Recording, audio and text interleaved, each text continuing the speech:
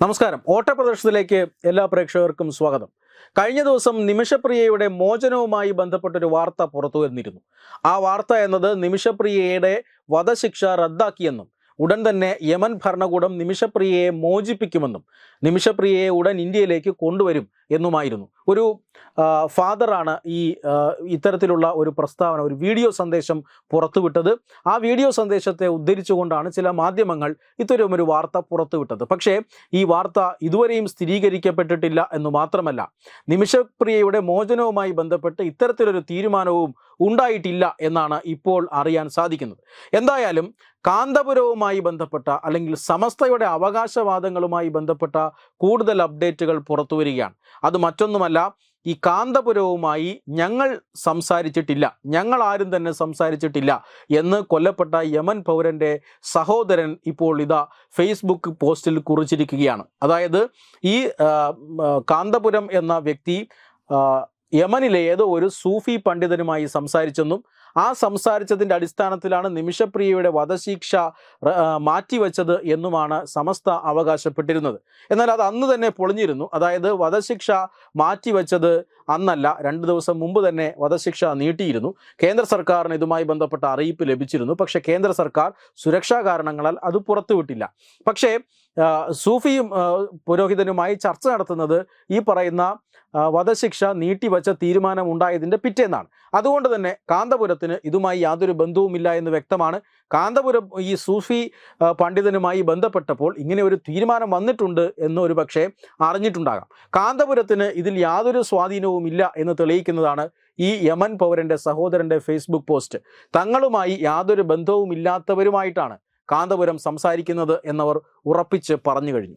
മാത്രമല്ല, ഇപ്പോൾ കാന്തപുരത്തിൻ്റെ അവകാശവാദങ്ങൾ നിമിഷപ്രിയയെ രക്ഷിക്കാനുള്ള ശ്രമം നടത്തുകയാണെന്ന സമസ്തയുടെ അവകാശവാദങ്ങളെല്ലാം നിരന്തരം പൊളിഞ്ഞുകൊണ്ടിരിക്കുകയാണ്. അതായത് ആദ്യം തന്നെ സാമുവൽ ജെറോം, അതായത് ഈ നിമിഷപ്രിയയ്ക്ക് വേണ്ടി യമനിൽ താമസിച്ചുകൊണ്ട് അവരെ മോചിപ്പിക്കാനുള്ള ശ്രമങ്ങൾ നടത്തുന്ന സാമുവൽ ജെറോം എന്ന മനുഷ്യാവകാശ പ്രവർത്തകൻ അന്ന് തന്നെ ഈ കാന്തപുരം അവകാശവാദം ഉന്നയിച്ചതിൻ്റെ അന്ന് തന്നെ തള്ളിപ്പറഞ്ഞിരുന്നു കാന്തപുരത്തിൻ്റെ റോള്. കാന്തപുരം ഇവിടെ ഒന്നും ചെയ്യുന്നില്ല, ഇവിടെ നിമിഷപ്രിയയുടെ മോചനത്തിനായി ശ്രമിക്കുന്നത് കേന്ദ്ര സർക്കാരാണ്.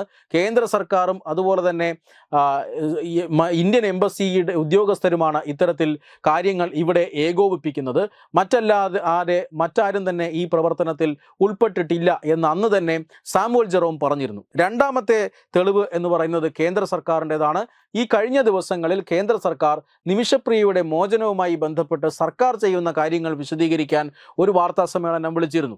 കാന്തപുരം ഏതെങ്കിലും തരത്തിലുള്ള ഇടപെടലുകൾ നടത്തിയിട്ടുണ്ടായിരുന്നുവെങ്കിൽ, അതിൽ ഏതെങ്കിലും തരത്തിലുള്ള മാറ്റങ്ങൾ ഉണ്ടായിട്ടുണ്ടായിരുന്നുവെങ്കിൽ തീർച്ചയായും കേന്ദ്ര സർക്കാർ ഈ ഇടപെടലിനെ കുറിച്ച് എടുത്തു പറയുമായിരുന്നു. പക്ഷേ കേന്ദ്ര സർക്കാർ അങ്ങനെയൊന്നും പറഞ്ഞില്ല.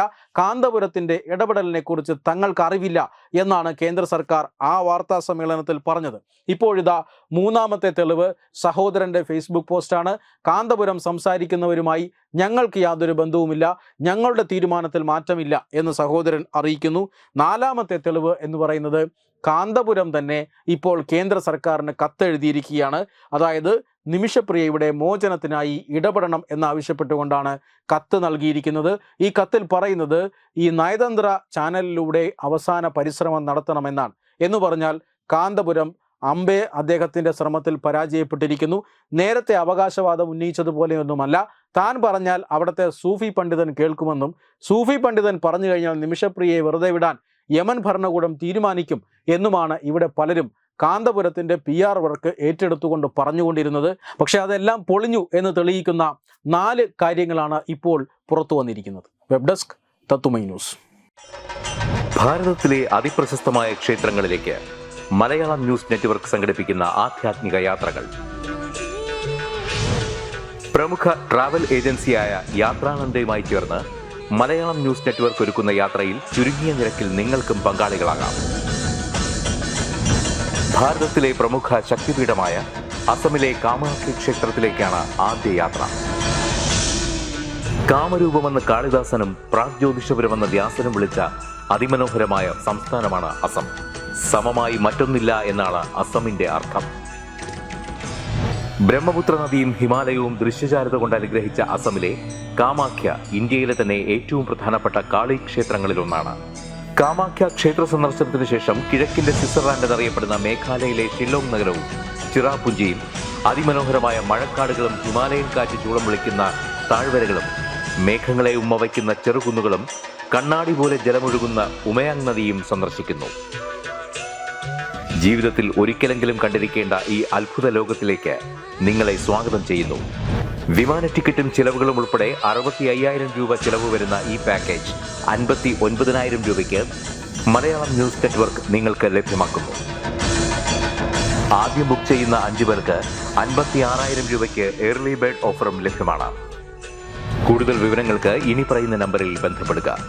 8089001200 അല്ലെങ്കിൽ 7736549234.